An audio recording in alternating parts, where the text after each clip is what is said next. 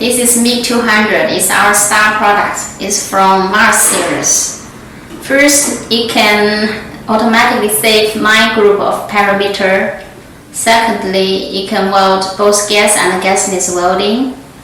Number 3, it can weld a thin plate as thin as 1 millimeter.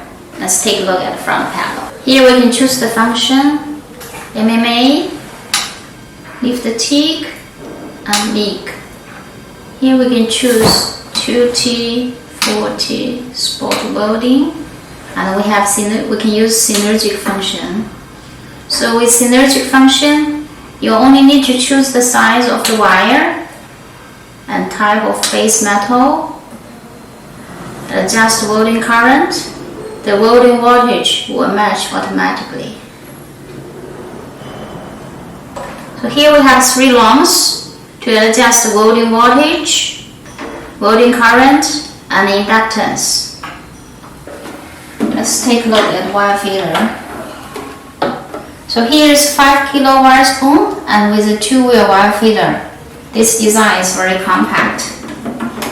Okay. So this range we have a MIG 160, 180, 200, and we have 2 options, with synergic or without synergic.